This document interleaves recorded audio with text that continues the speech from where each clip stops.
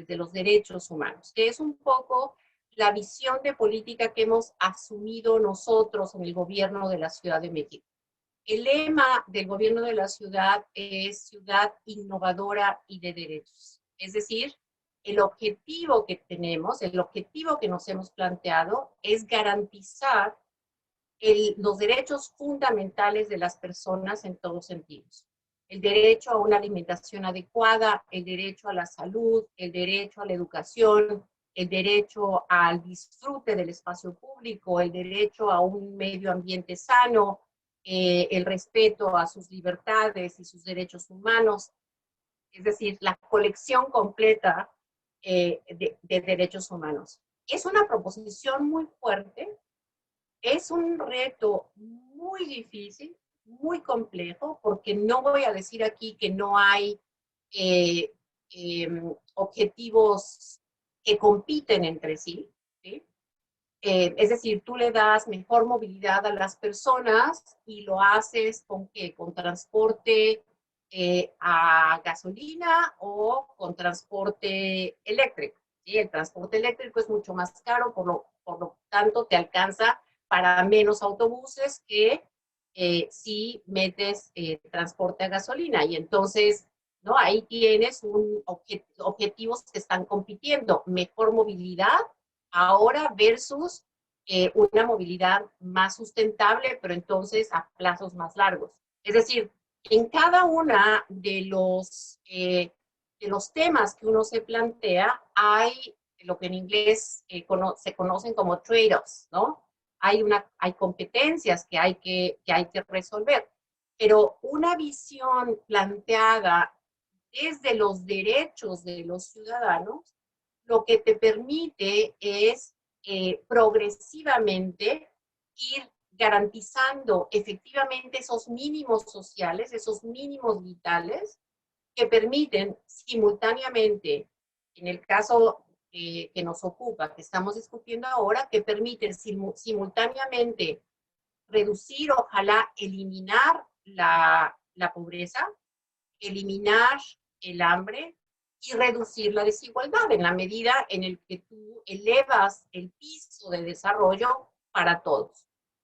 Un ejemplo clarísimo que tenemos en este momento de manera muy trágica es la emergencia sanitaria, en donde de repente, cuando menos en México, nuestro sistema de salud no está preparado para recibir a los miles de personas que están llegando a los hospitales. ¿Sí? Y parte del problema aquí es, hay una gran proporción de la población que ni siquiera tiene coberturas médicas básicas. ¿Sí? Entonces, ¿qué tuvimos que hacer como respuesta rápida? Pues garantizar ese mínimo, ¿no? Ese piso mínimo para todos tener acceso a atención médica, a atención, a detección temprana de los contagios, a una cama de hospital en caso de necesitarla, etc. ¿No? Entonces, me parece que, y desde luego hay mucho que discutir en este sentido, pero una visión desde los derechos de las personas nos permite hacer compatibles estos metas, eliminación de la pobreza y el hambre con reducción de la desigualdad. Requiere de políticas públicas totalmente distintas, ¿sí? Ya no son las políticas focalizadas. Cuando fuimos en América Latina los campeones de la focalización, me acuerdo que llegábamos al punto de calcular los errores de tipo 1 y de tipo 2, porque no vaya a ser que se nos cuele un pobre moderado a un programa para los pobres extremos, ¿no? Es decir, se necesitan políticas públicas que superen obsesión por la perfección y la focalización hacia políticas públicas que efectivamente logren incorporar a las personas al acceso a sus derechos. Pues muchísimas gracias, la verdad es que es muy interesante, muy interesante. Bueno, todo esto yo creo que es de retomarlo para las siguientes preguntas, pero no sé, Olga, desde el DNP o desde su experiencia, así como Diana nos va contando, eh, ¿cómo es el panorama de poder atender esos objetivos que son esos retos tan importantes para la humanidad? No es solamente, digamos, son temas que trascienden a unas poblaciones, sino a todo el planeta. ¿Cómo lo ves tú? ¿Cómo se está abordando desde la institución en la que está o cómo lo estás viendo el panorama nacional? Claro que sí. Pues algo importante con lo que me gustaría empezar pues creo que Diana lo mencionó, es que esta Agenda 2030 pues es diferente en el sentido de que si bien el seminario en el que estamos, el webinar, nos convoca a hablar de 13 objetivos en específico, los 17 objetivos de desarrollo sostenible están integrados e interrelacionados entre sí. Y eso lo que pues, reconoce es que las intervenciones en un área seguramente van a tener efectos en otra área. Y por eso esa importancia que nos resaltaba Diana de pensar en políticas públicas más amplias. Porque si yo estoy pensando en condiciones de habitabilidad de los hogares que está relacionado con el ODS 11, eso también contribuye a la disminución de la pobreza en el ODS 1. También si estoy pensando en efectos de deforestación y cambios de ecosistemas, pensando en el ODS 15, eso seguramente va a tener, afectación en la productividad agrícola y está relacionado con el ODS 2. Entonces es muy importante y creo que ese es el logro tal vez también de la Agenda 2030 y es pensar en que esto es integral y que tenemos que ver todas esas relaciones y que tenemos que lograr esa relación de equilibrio entre las diferentes esferas, ¿no? Personas, planeta, prosperidad, justicia, y por eso todas las acciones, no solo desde el gobierno, sino desde todos los actores, porque pues este es un llamado a todos los actores, es a promover acciones que tengan en cuenta esa triple, digamos, el llamado que nos hace la agenda en los temas ambientales, sociales y económicos. Pero bueno, digamos, con esa reflexión inicial que creo que ya Diana la había hecho un poco, quisiera contar también desde la Comisión de Alto Nivel para la Implementación de los ODS y la Secretaría Técnica que tenemos en la Dirección de Seguimiento y Evaluación de Políticas Públicas del DNP, pues algo muy importante es que nosotros, digamos, cuando Colombia asume la definición de la agenda y se crea la comisión, se desarrolla el documento COMPES 3918 del 2018, que crea nuestra hoja de ruta de cómo ir avanzando en la implementación de la Agenda 2030 en el país. Y en este documento se define un sistema de seguimiento a las metas y a ver cómo vienen avanzando todos estos ODS.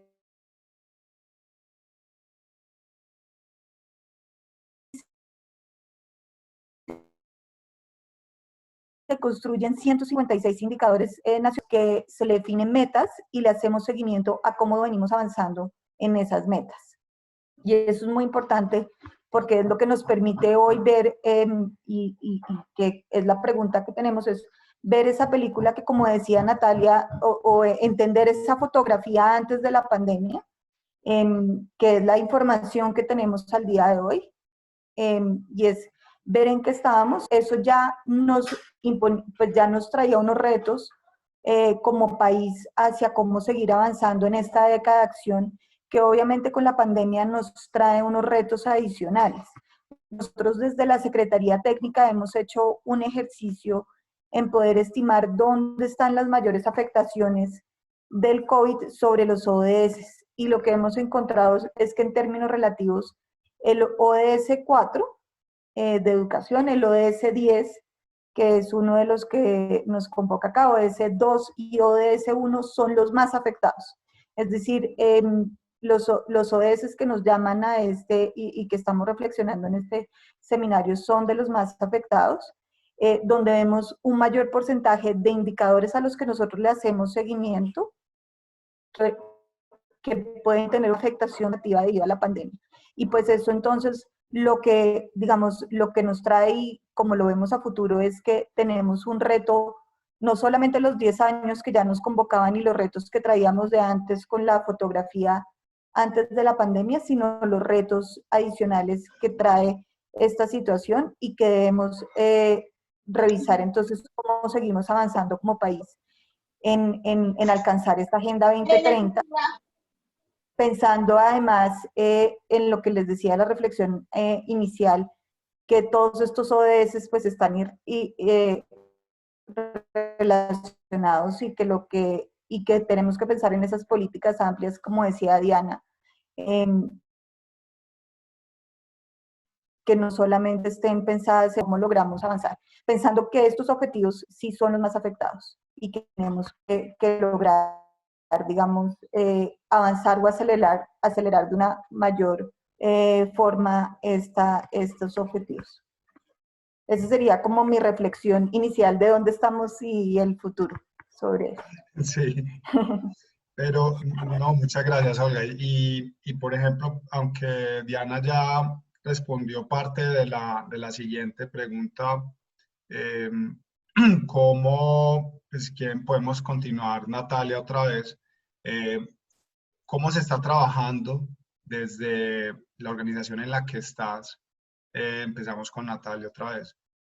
Y no sé si conoces o puedes destacar un caso, digámoslo, de éxito, o al menos como unas victorias tempranas, esos mangos bajitos que queremos ir logrando de cara pues a, lógicamente, lograr un objetivo que es macro, que es gigantesco y de mucho tiempo y de no de un gobierno, sino de múltiples gobiernos aquí en lo sucesivo, pero esos mangos bajitos que pudiéramos como destacar en pro de lograr esos retos.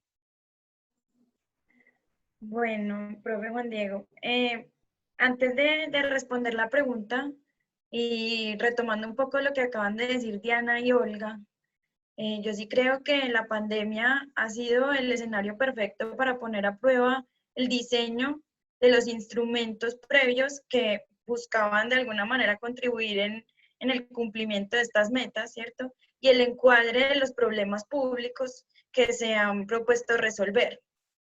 Por ejemplo, en Medellín, y les quiero compartir que hoy justamente publicamos un documento de análisis respecto al manejo que ha tenido la alcaldía de Medellín, pues al menos al primer periodo de pandemia. Nosotros tomamos hasta el 31 de julio de 2020. Y encontramos que, por ejemplo, los sistemas de información, ¿cierto? Y la focalización pudieron realizarse de una manera más técnica, ¿cierto? Digamos que lo que traía la alcaldía de Medellín, por ejemplo, como bases de datos que alimentaban otro tipo de políticas, se pusieron a prueba en un momento de choque, ¿cierto? Que no se esperaba la institucionalidad de ninguna manera, ni los alcaldes entrantes, ni gobernadores. Pero digamos que hablando de la calidad de los instrumentos que se disponen para solucionar este tipo de problemas, desde Medellín, ¿cómo vamos? Recomendamos además la evaluación de impacto. O sea, si hablamos del ciclo de las políticas públicas, esa última parte de evaluación, ¿cierto? Era fundamental en el marco de atender problemas tan grandes como una pandemia que afecta, como ya lo dijo Olga, varios objetivos de desarrollo sostenible y el camino hacia el cumplimiento. Digamos que cuando uno compara, en el caso de Medellín, la inversión social es una inversión alta, ¿cierto? Cuenta con excedentes de una empresa de servicios públicos que aporta en el cumplimiento de este tipo de objetivos, pero no necesariamente esto se corresponde con los resultados de pobreza y desigualdad. Entonces, digamos que ahí hace falta hacer el match y ver qué está pasando con esa inversión, ¿cierto? Y por qué, digamos, no se corresponde con esos resultados. Ya para responder un poco a tu pregunta, Medellín, ¿cómo vamos? Se ha centrado en hacer seguimiento y análisis a la calidad de vida, como ya les conté, pero este año dio un paso muy interesante que fue por primera vez proponer a la gestión pública municipal unas estrategias de cara a esta situación, pues que no se había vivido antes, ¿cierto? Digamos que ese, además de la información que nutre los problemas públicos que produce Medellín, ¿cómo vamos? Ese fue uno de nuestros granitos de arena, ¿cierto?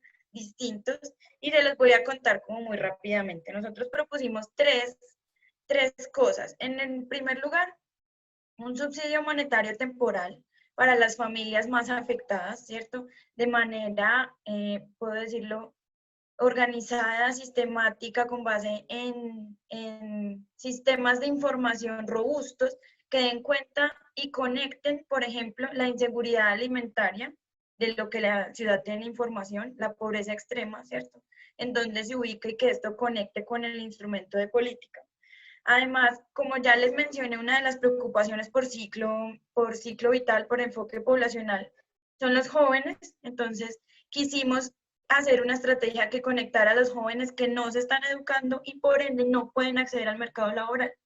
Esa estrategia la nombramos Jóvenes Digitales 4.0. Ahí, y también retomando un poquito de la pregunta anterior, quisimos traer el Objetivo de Desarrollo Sostenible 17, que también es uno de nuestros objetivos como programa, y son las alianzas entre el sector público, el sector privado, la academia, la sociedad civil, ¿cierto? En pro de formar a estos jóvenes y no dejarlos atrás, educarlos y que puedan acceder al mercado laboral, enmarcado además en una política de desarrollo de software que nos trae el alcalde Daniel Quintero en este caso para la ciudad de Medellín. Y finalmente el apoyo a las unidades pequeñas de negocio, a las microempresas que necesitaban, es decir, se verían bastante afectadas por los efectos de la pandemia, ¿cierto? El encierro, esto disminuiría obviamente el consumo y a su vez podría impactar en el empleo, que recordemos venimos pues de unas tasas de desempleo sumamente altas.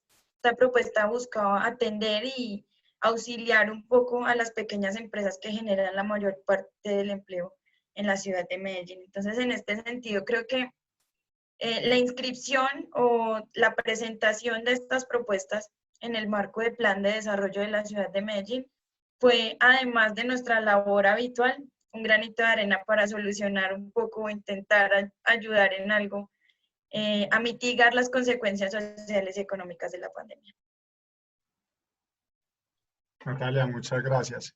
Pues no sé, si Diana tiene algo así de un caso de éxito que se esté haciendo desde Ciudad de México. Yo sé que mencionaste la pandemia, pero y que realmente esto nos cogió pues a todos como que nos dimos cuenta realmente de qué estamos hechos y cómo estamos preparados. Entonces, no sé, Diana, ¿qué nos puede contar al respecto? Pues yo creo que hay dos temas aquí, ¿no? Uno es la pandemia como tal, cómo enfrentamos y cuáles son las respuestas a la emergencia sanitaria. Y lo otro es cómo vemos la ruta hacia adelante, la ruta de recuperación, digamos, de esta emergencia sanitaria. Entonces, déjame hacer un recuento muy rápido sobre algunas de las cosas que se hicieron en el gobierno, desde el gobierno de la ciudad para atender la emergencia sanitaria. Y aquí hubo dos líneas de respuesta. Una es, pues, estrictamente de salud, es decir, reconversión de hospitales, ampliación de hospitales. Muy rápidamente nos dimos cuenta de que los insumos, por ejemplo, para las pruebas de detección o para los ventiladores estaban agotándose a nivel internacional. Entonces, muy rápidamente iniciamos conversaciones con los institutos y las universidades de investigación de la ciudad, de tal manera de empezar a producir nuestras propias pruebas, nuestros propios ventiladores, nuestras propias mascarillas de protección para los médicos N95, las batas, la reconversión y ampliación de los hospitales, la ampliación de las camas de hospital, los áreas para hacer triaje y poder, digamos, clasificar adecuadamente a los pacientes que iban llegando. Es decir, hubo toda una estrategia que se proponía hacer efectiva la cobertura universal de del sistema de salud para quien lo necesitara. Con un esfuerzo además muy importante para unificar los distintos sistemas de salud que conviven en la ciudad. Somos también un área metropolitana. La Ciudad de México tiene 9 millones de habitantes en un área de 22 millones de habitantes. Y la distancia entre uno y otro a veces es una calle, ¿no? De este lado de la calle es Ciudad de México y el otro lado de la calle es Estado de México. De tal manera que pues los sistemas de salud tenían que interconectarse para poder ser efectivos. Entonces hubo un esfuerzo muy grande también para hacer un sistema único de atención a la pandemia en la zona lo que conocemos como la zona metropolitana. Entonces, digamos, esta fue la respuesta de salud a un problema eminentemente de salud, digamos, de la población. Un segundo vía de atención, pues era obviamente el impacto económico que tenían el confinamiento. Estuvimos casi 2 meses en confinamiento total, solamente servicios básicos funcionaban, el resto estábamos todos en casa, y el impacto que eso tenía sobre la población era brutal. Y ahí la decisión fue buscar formas de hacer efectivo este derecho universal de las personas a la alimentación y a los básicos en la vida. Nosotros tenemos, desde que llegamos a gobierno, un programa de beca universal. Todos los niños y niñas que estudian en escuelas públicas, desde kindergarten hasta lo que llamamos secundaria, que son el año 12, pero sí, o sea, hasta el preuniversitario, todos los alumnos de escuelas públicas en la Ciudad de México tienen una beca a nivel universal. Lo que hicimos entonces es a reforzar esta beca, ¿no? Además de la beca mensual que se deposita en las tarjetas de los niños, se agregó una cantidad adicional cada mes para cubrir pues, la emergencia económica. Y esto llega a 1.2 millones de niños, que es algo así como 640,000 familias. Es decir, tiene una cobertura bastante amplia. Lo que se hizo también es activar el seguro de desempleo, no solamente para población del sector formal, que tiene ese derecho al seguro de desempleo, sino para los trabajadores del sector informal. Todos los trabajadores de calle, los músicos, las personas que hacen el calzado, las trabajadoras domésticas, etcétera, podían aplicar y se les dio un seguro de desempleo también por el tiempo que duró el confinamiento. Y hubo un sistema muy amplio de préstamos a pequeños empresarios. Préstamos a 3 años con 0 tasa de interés y con 3 meses de gracia para iniciar el primer pago. Entonces, con esto logramos llegar, calculamos, a la mitad de la población en la ciudad, que es pues más o menos lo que quedó, la población que quedó vulnerable a los efectos económicos de la pandemia. Pero si ves, el concepto aquí no es un concepto, digamos, obsesivo de focalización, sino es un concepto de cómo logramos darle cobertura de manera universal a las personas que necesitan apoyos en este momento de parte del gobierno de la ciudad. ¿Sí? Entonces, pues esto fue algunos de los programas, hay varios más, algunos de los programas que se activaron durante la emergencia sanitaria. Y debo agregar uno más, y es que ni un solo proyecto de construcción de infraestructura fue detenido o retrasado en la ciudad. Es decir, el compromiso para mantener los trabajos públicos, la obra pública, continuó tal cual, con obviamente las medidas sanitarias del caso, pero continuó con los mismos montos de inversión, etcétera, con la idea de 2 cosas. Uno, mantener las fuentes de empleo de las personas, y 2, pues mantener el ritmo de construcción de infraestructura al que nos habíamos comprometido como gobierno, con un esfuerzo muy grande para ahorrar hacer ahorros extraordinarios en todo lo no esencial. Y lo no esencial, estamos hablando de todo lo que no necesitamos. Papel para imprimir en las impresoras de las oficinas. No hay presupuesto para papel, ¿no? En primer lugar, porque ya no debíamos estar imprimiendo nada. Ya todo debía ser electrónico. Y en segundo lugar, porque no está considerado como un servicio esencial. Y finalmente, ahora que hablo de impresión y de computadoras, el acelerar la digitalización de prácticamente todos los servicios públicos. En este momento uno puede, desde obtener una licencia de manejar en Internet, además del curso presencial que necesitas hacer, todo lo demás es en línea, hasta obtener un permiso de construcción de una obra grande, sofisticada, todo está digitalizado ya. Entonces, esto, digamos, como atención inmediata a la pandemia. La otra parte de la discusión, si quieres, la dejamos para más tarde, que es, pues, cómo vemos y cuáles debían ser las líneas para la recuperación. Claro que sí, Olga, que se me fue por un momento de la pantalla. No la alcanzo a ver. Ah, sí, Olga.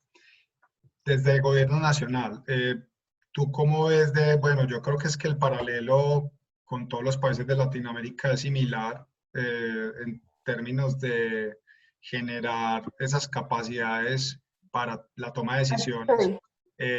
Pero Olga, ¿cómo lo ve desde el gobierno central, pues teniendo en cuenta esto que nos menciona Diana también? O sea, hemos hecho cosas similares y ¿qué otras acciones consideras tú que desde Colombia se pueden estar haciendo, se podrían hacer para lograr esas pequeñas victorias en pro de generar una mayor equidad y una disminución en ese impacto de la pobreza y del hambre y eliminar el hambre?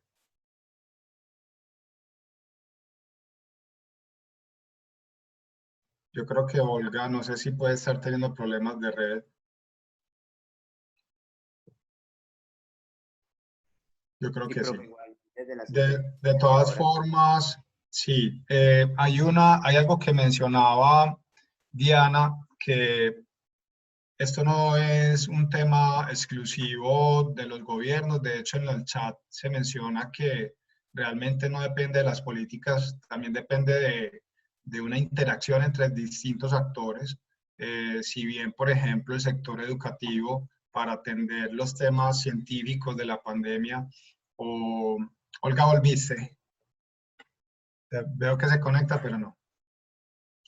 Los temas de la pandemia y el sector productivo, como mencionan también en el chat. Hola, tengo la conexión a internet muy mala. Sí, no sé si tú tenías algo para Sí, contarnos en este momento. me está fallando mucho la conexión a internet hoy. Tal vez si quitas tu video y te quedas con el Sí. audio, a lo mejor... ¿Pero me están oyendo ahorita? Te oímos muy Sí, bien. sí, te escuchamos. Voy a quitar el video. De acuerdo. Conversamos, Sí. bueno, nos faltaba ¿Ahí me pues como oyen? sí, te escuchamos. Nos faltaba un poco pues como tu perspectiva desde esas Bueno, no. victorias. eh,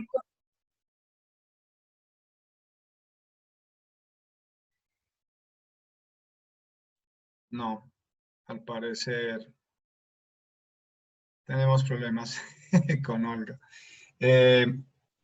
¿Cómo favorecemos, que era lo siguiente que quería pues como preguntarles, esa articulación entre los actores? O sea, ¿cómo hacemos de que empiecen a trabajar en equipo? En Medellín tenemos, digamos, una acción que es el Comité Universidad Empresa Estado,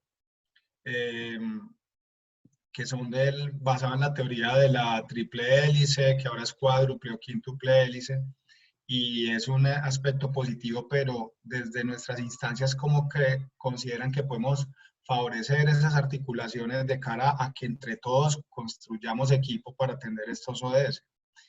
Si quiere, Natalia, cuéntanos.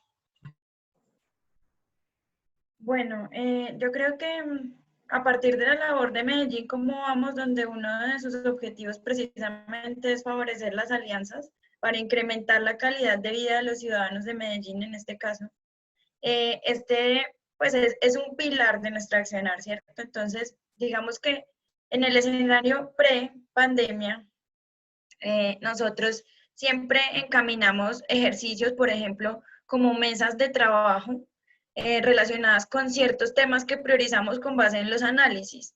Entonces, por ejemplo, este año, antes de la pandemia, estábamos avanzando en un tema que es vivienda, digamos, en relación con las carencias que se han identificado mediante los déficits habitacionales que son cuantitativo y cualitativo.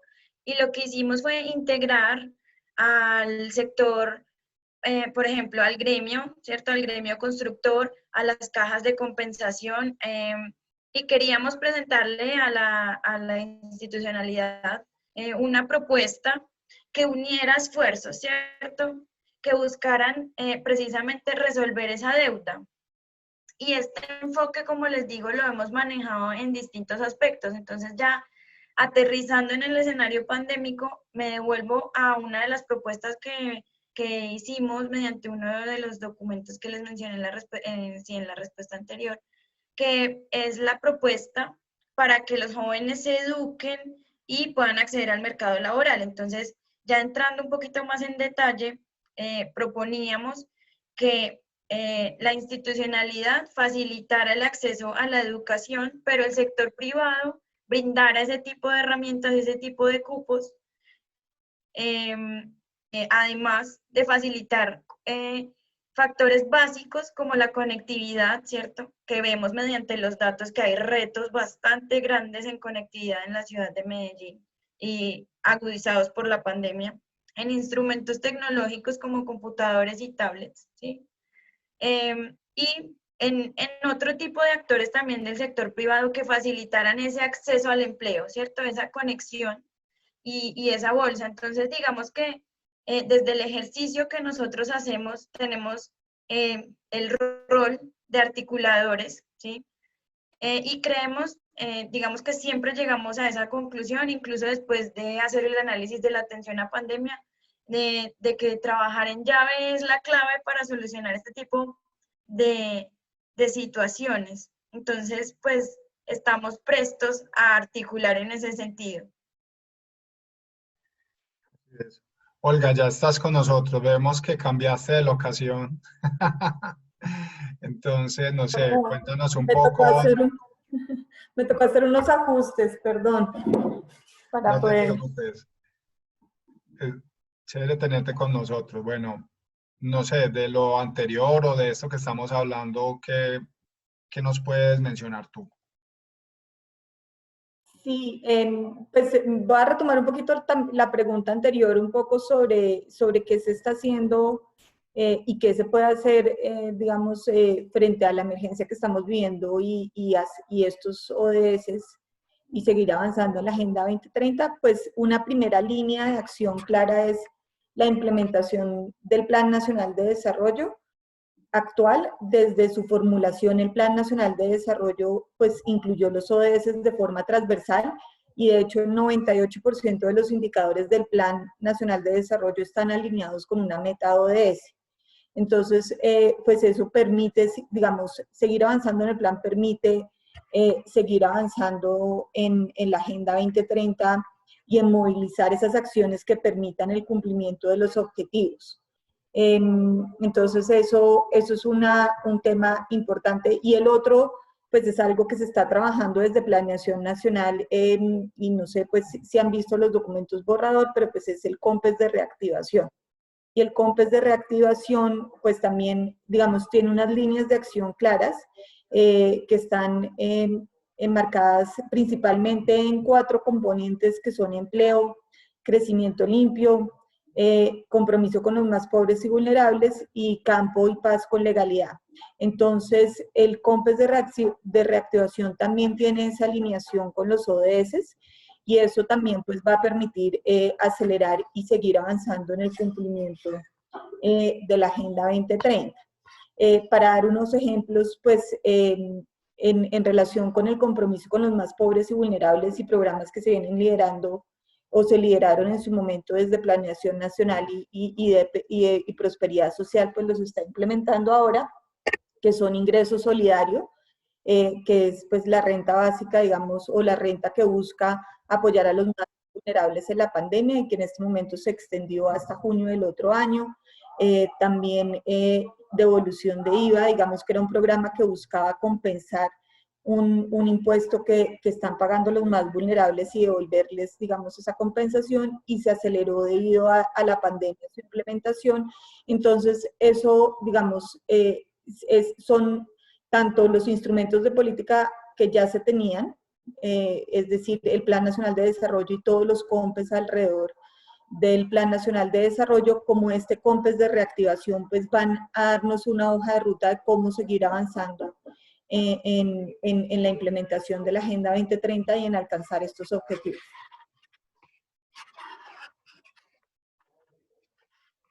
De acuerdo, y estábamos conversando un poco de que realmente nos hace falta es como trabajo en sinergia de los distintos estamentos, del sector productivo, sector educativo, desde el ámbito social. ¿Tú qué has observado desde el gobierno central o desde el departamento, acciones que puedan estimular esa articulación para trabajar en conjunto? Esta mañana escuché el viceministro de Hacienda, dijo algo muy interesante. Uno de los sectores más golpeados es el sector de la construcción, y posiblemente para activar económicamente nuestra economía nos hace falta estimular el crecimiento en el sector de la construcción, ¿cierto? Pero hace falta eso, como que el gobierno se articule con el sector productivo y otras articulaciones. Entonces, ¿tú cómo lo ves desde el panorama del gobierno central? Eso que mencionas, Juan Diego, es muy importante, pues porque, digamos, la Agenda 2030 y esto, y más allá, digamos, el tema de reactivación que esté alineado con la Agenda 2030, pues necesitamos trabajar en conjunto. Esto no es solamente, digamos, un trabajo de gobierno, sino que necesitamos involucrar a los diferentes actores. Desde la Comisión de Alto Nivel y la Secretaría Técnica, la Agenda 2030 nos resalta la importancia de tener de esa articulación con diferentes actores y de tener, digamos, una plataforma multiactor. Nosotros desde la Secretaría Técnica venimos haciendo ya unas labores para esa articulación con los diferentes actores. Una muy importante pues es con el PNUD y con el GRI lanzamos este año el SDG Corporate Tracker, que es una herramienta que permite medir el avance del sector privado en la Agenda 2030, cómo viene contribuyendo el sector privado a la Agenda 2030. Entonces, con esto no solamente tendremos la medición nacional y de cómo gobierno venimos avanzando, sino también la medición de cómo el sector privado viene aportando a la Agenda 2030. Algo también muy importante y que realizamos justo la semana pasada es que con el apoyo de la OECD venimos estructurando mejor cómo es esa plataforma multiactor y cómo logramos involucrar de mejor manera a todos los actores para que nos articulemos y trabajemos en la Agenda 2030 y en esta consecución de las líneas, digamos, de acción que nos permitirán seguir avanzando en la reactivación y en esta alineación de estos ODS. Esas serían como dos líneas importantes que yo creo de trabajo. Otra que también hemos venido haciendo es hacer un reconocimiento a las buenas prácticas de la sociedad civil en la implementación de la Agenda 2030. Esto también lo hacemos de la mano del PNUD, que eso nos permite entonces replicar esas o hacerle ese reconocimiento y poder después replicar esas buenas prácticas. Pero algo muy importante y a lo que nosotros le queremos seguir trabajando en esta década de acciones, esta plataforma multiactor y que realmente, digamos, logremos articularnos de una mejor forma a todos para seguir avanzando en la Agenda 2030. Claro que sí, gracias, Olga. Y Diana, desde el panorama de México, ¿cómo ve estas acciones de interacción y de articulación? Sí, tenía había un comentario que quería hacer a propósito de lo que plantea Olga, pero Sí, sí. me lo quedo para responder a tu pregunta. Eh, bueno, o sea, fundamental el tener buenas formas de articulación con todos los actores en el territorio, porque es lo único que nos permite, pues, efectivamente resolver los múltiples problemas que traemos, ¿no? O sea, desde el gobierno, desde los gobiernos se dan incentivos, se proporcionan servicios, etcétera, pero pues no alcanza ni con mucho para resolver los temas que plantea un proceso de desarrollo dinámico. Lo que hemos hecho en la Ciudad de México es construir alianzas alrededor de temas específicos, más que pues esta llamado general o esta idea general de construir alianzas grandes, etcétera. Lo que nos hemos planteado es cómo ir avanzando en las soluciones de problemas específicos con los actores que tienen que ser parte de. Entonces, pongo un par de ejemplos. Nuevamente, para dar atención a salud a las personas que lo necesitaban, se hizo una alianza muy importante con los hospitales del sector privado y los médicos del sector privado, en el cual hubo una aportación muy grande de estos hospitales para atender en un principio a enfermos de otras cosas que no eran COVID, ¿no? De otros temas de salud que no podían ser atendidos por el sistema público, porque el sistema público mucho de esto estuvo volcado a COVID. Y entonces los médicos, los hospitales privados ofrecieron, aportaron sus instalaciones, sus médicos, etcétera, para atender a estas otras enfermedades. Una alianza muy importante con todas las farmacias de la ciudad, que son miles en la Ciudad de México, y que tienen muchas de ellas sus propios consultorios médicos. Y ese es el primer punto de contacto de las personas con un médico cuando tienen un problema de salud. Entonces hubo una alianza muy importante con todas las farmacias, con un proceso de capacitación enorme para que sus médicos pudieran atender de manera adecuada a la gente que llegaba. Ya mencioné hace un momento esta alianza muy importante que se hizo con los centros de investigación y con las universidades que tienen presencia en la ciudad, alrededor de algo que denominamos la red ECOS. Y la red ECOS son en este momento 26 instituciones de educación superior y de investigación que están haciendo investigación activa sobre problemas públicos. ¿Sí? Es decir, en este momento, pues, el desarrollo de insumos médicos, las mascarillas, las pruebas de detección, los sistemas de protección, los ventiladores. Pero hay equipos de investigación que están trabajando temas de agua. En la Ciudad de México tenemos un enorme reto en términos de manejo del acuífero. Sobre temas de energía sustentable, sobre digitalización e innovación, etcétera. Entonces, sobre tratamiento de la tercera edad, ¿no? Y de las enfermedades crónicas. Entonces, hay una red de ECOS que tiene a todas las universidades públicas y privadas y centros de investigación que están generando equipos específicos de trabajo alrededor de problemas públicos en la ciudad. Esa es una alianza específica con la comunidad científica. Hay una alianza muy importante con el sector privado, en donde pues, desde distintos puntos el sector privado ha sido parte de esta conversación.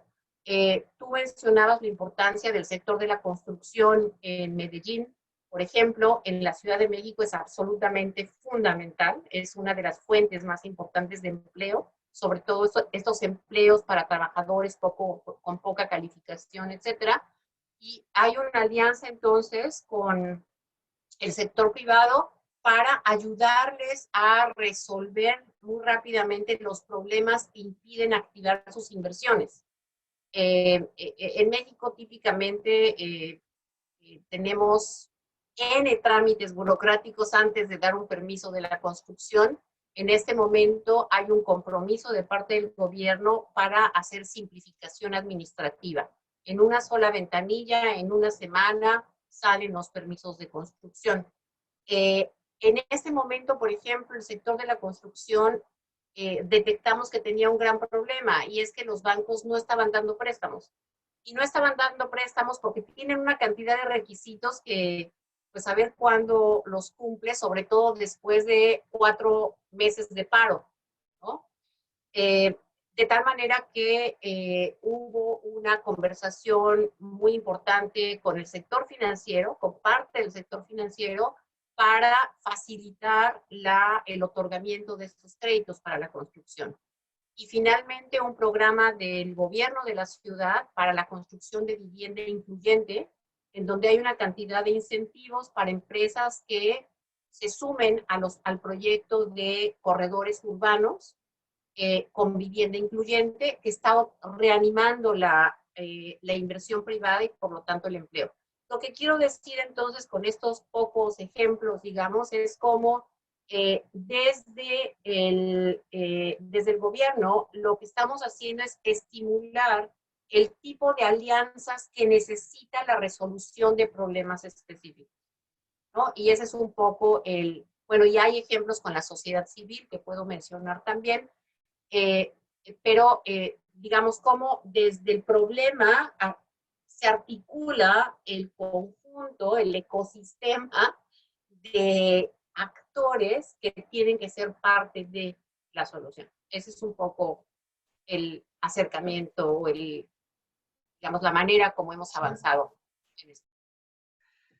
Bueno, yo le voy a dar paso a María Paz porque ya hay varias preguntas del público y ya nos quedan pocos minutos y el tiempo se nos va volando cuando son temas como tan entretenidos. Pero a mí me gustaría que las preguntas que vienen del público, a ser posible, las pensemos en clave no solamente desde los gobiernos, sino desde yo como individuo, ¿qué debo hacer? ¿Cierto? Porque es que esto no es un tema de gobiernos o de instituciones, no, no. Es un tema de yo cómo me apersono de esto, ¿cierto? En mis pequeñas acciones puedo contribuir a dar esa solución. Entonces, posiblemente pensar en clave de eso, macro e individual, y ver de qué forma nos unimos todos y no descargamos responsabilidades en otros. Entonces, adelante María Paz, cuéntanos qué nos preguntan desde el público. Hola, profe. Hola a todos. Bueno, profe, desde aquí, desde el chat, veo muchísimos comentarios, muchos comentarios sobre todo comparando o preguntándose por qué en algunos países sucede de alguna manera, aquí no, ¿cierto? Entonces empezamos como a preguntarnos o a hacernos esa reflexión de qué está pasando en Latinoamérica y qué está pasando en nuestros países. Por acá tenemos dos preguntas interesantes. Una de ellas es la siguiente y ¿es posible el progreso económico, el fin de la pobreza y la reducción de las desigualdades respetando otros ODS como los de la categoría planeta? Es decir, respetando aquellos que están más enfocados hacia la naturaleza, el cuidado del medio ambiente. ¿Y cómo hacer esto?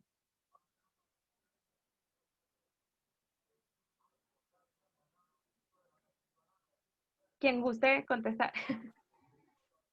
Natalia, que la ¿Cómo hemos es la tenido dinámica? calladita. Ah, bueno, Olga. Adelante, Es que no sé adelante, cómo es Olga. la dinámica, pero ustedes dirán. Adelante, Adelante. Olguita, tú. Bueno, no, esa es una pregunta clave y muy importante y que está relacionada como con la primera reflexión que hice de esa interrelación que tienen los ODS. Y si es posible, no es fácil. Digamos, creo que ese es el reto que nos traen los ODS y es pensar cómo lograr acciones que logren digamos, el tema ambiental y el tema social y el tema económico al mismo tiempo. Y creo que respondiendo un poco a la pregunta que tú nos decías, en lo que más podemos contribuir nosotros como individuos es en esos temas ambientales. Nosotros podemos contribuir a esta agenda de desarrollo sostenible tomando decisiones en nuestro día a día que permitan contribuir a los temas ambientales. Podemos, desde el momento en que decidimos en qué transportarnos, en cómo manejamos los residuos de nuestra casa, en cómo utilizamos los temas electrónicos y, digamos, la luz, el agua, eso también puede ayudar. Entonces creo que esa es una de nuestras contribuciones principales como individuos y que podemos hacer. Entonces, digamos, tratando de responder un poco lo que tú dices, pero sí es posible, pero ese es el reto que nos trae la Agenda 2030 y es pensar en en los temas ambientales, sociales y económicos. Y Natalia, perdón que me le colé y quería decir. Tranquila, Olga, no, muy en línea de lo que tú respondes. Yo creo que ese es el reto, pues digamos, ese es el fondo del verdadero sentido de la sostenibilidad, ¿no? Y de generar una agenda que encamine no solo esfuerzos sociales y ambientales, sino que también vaya en la senda del desarrollo económico. O sea, la respuesta ahí tendría que ser sí, pero la cosa es, pues, el gran desafío, ¿cierto? Y coincido con lo que dice Juan Diego, no solo como organizaciones, no solo como gobierno, sino también como personas. Y también enfoco los esfuerzos individuales, sobre todo en temas ambientales, ¿cierto? Por ejemplo, en la reducción consciente de uso, por ejemplo, de plástico o de consumir menos carne o, pues, o de reciclar, etcétera, etcétera. En los pequeños cambios que pareciera que no suman, en la revolución de las pequeñas cosas, creo que puede estar la diferencia. Digamos que el desarrollo económico con base en la sostenibilidad tiene que ser posible, pues digamos que esa es la tarea de todos los que estamos sentados aquí. Bueno, y Diana. No, totalmente de acuerdo. Yo sí creo que sobre todo en los temas de medio ambiente y la conexión que esto tiene con todo lo demás, ahí la contribución de cada uno de nosotros es importantísima. Y no solo en los temas que pues normalmente son parte de esta conversación, ¿no? Reciclar, menos uso de plástico, etcétera, sino desde un poco Olga nos invitaba a pensar en lo profundo de tu vida cotidiana, ¿no? Cuando sales de una habitación apagas la luz, cuando tomas un baño, ¿cuántos minutos tienes abierta la regadera sin que necesariamente te estás mojando? Al lavarte los dientes, dejas abierta la llave del agua mientras te cepillas los dientes. Es decir, todas estas pequeñas cositas, cuántos vegetales más compras y tienes en la nevera sin que necesariamente los consumas y después se convierten en desperdicio. Y por más que lo recicles, es desperdicio y es metano y es una oportunidad menos a alguien más que lo consumiría, ¿no? Entonces, efectivamente, o sea, yo creo que desde una revisión de la vida cotidiana, desde lo más pequeñito, puede hacer cambios enormes, significativos en la vida del planeta, pero de cada uno de nosotros también. María Paz. Claro que sí, profe, totalmente de acuerdo con lo que ustedes mencionan. Bueno, les voy a cambiar un poquito la pregunta, ya que nos vamos como a otros escenarios, y la pregunta dice, ¿qué otro tipo de políticas, planes o iniciativas deben ser trabajadas, además de las sociales, para reducir la pobreza extrema en un país?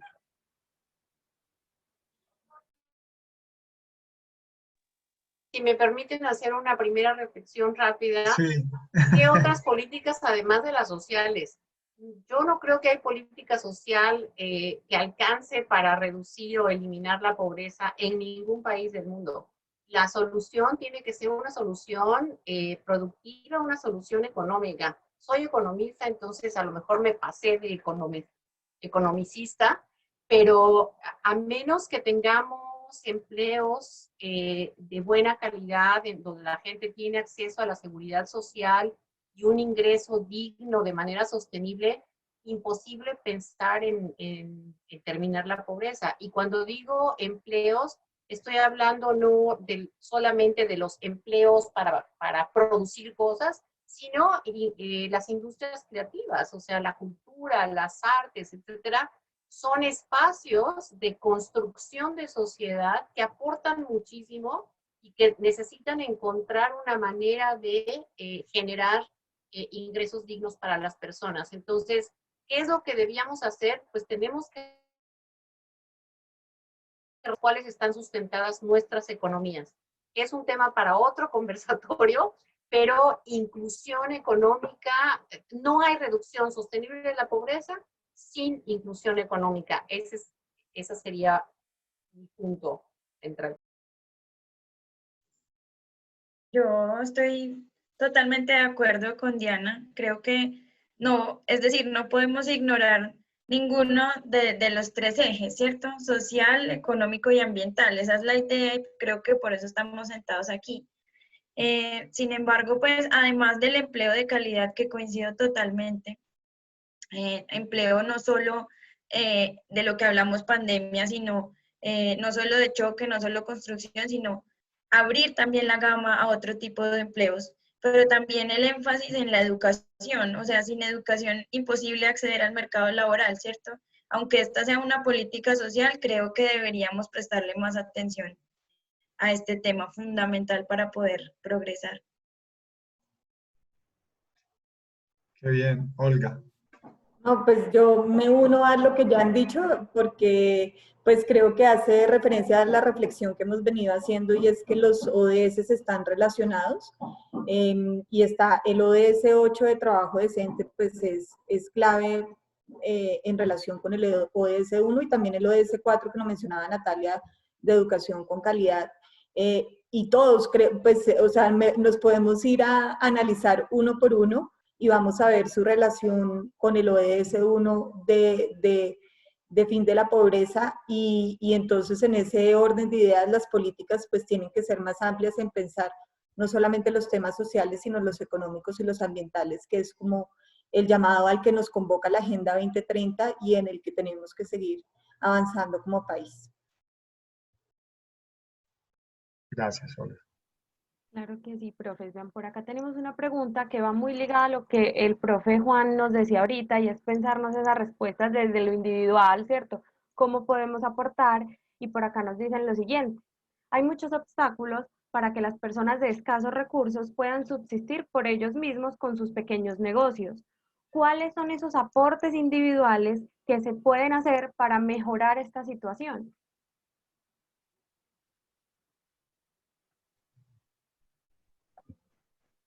Pues, digamos, más allá, si me adelanto en contestar, más allá de los ambientales que creo que son, pues son muy obvios y como decíamos y lo mencionábamos las tres, uno puede tomar una decisión todos los días sobre el transporte, cómo me transporto, si apago la luz, cómo uso el agua.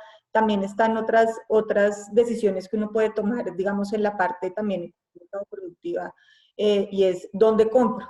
Pues aquí, ¿qué compras voy a hacer? Digamos, eso es algo, incluso que es un llamado a que seguramente a ustedes les habrá también llegado en redes y es un llamado a que esta Navidad tratemos de hacer las compras más locales, ¿no? Estamos en un proceso de reactivación, entonces esa es una decisión que también podemos hacer. ¿Dónde estoy haciendo mis compras?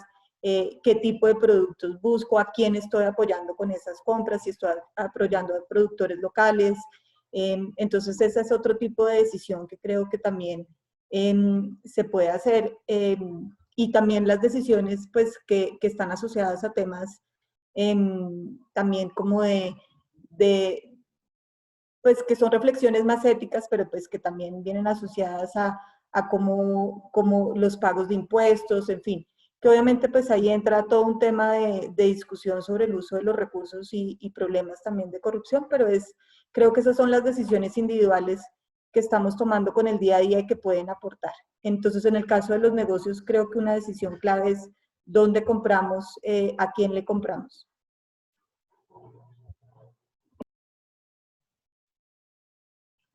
Diana, ¿qué opina? No, totalmente de acuerdo. Incluso, pues, por eso decía que hay una discusión más larga que esto, este tema de recuperación y de fortalecimiento de la economía local, porque si hay algo que aprendimos con esta pandemia es que las cadenas de producción que hoy están sumamente globalizadas, cuando menos en una ciudad como la Ciudad de México, pues vivimos esas cadenas globalizadas. Hoy día sabemos que son muy frágiles y que se rompen muy rápidamente. Entonces, el repensarnos hacia adelante con un fortalecimiento muy importante de la economía local, y cuando hablo de la economía local no es la economía de la Ciudad de México, sino la economía de los pequeños barrios, de las colonias y de los distintos territorios de la ciudad, es importantísimo. Y esto que plantea Olga, yo como consumidor, poner más atención de en dónde compro, a dónde me hago el pelo, cuáles son los servicios, contrato, etcétera, pues es fundamental, ¿no? Solamente diré, uno de los grandes ganadores de esta pandemia han sido los servicios en línea, ¿no? Los tipo Amazon, en donde le llevan a uno las cosas a casa.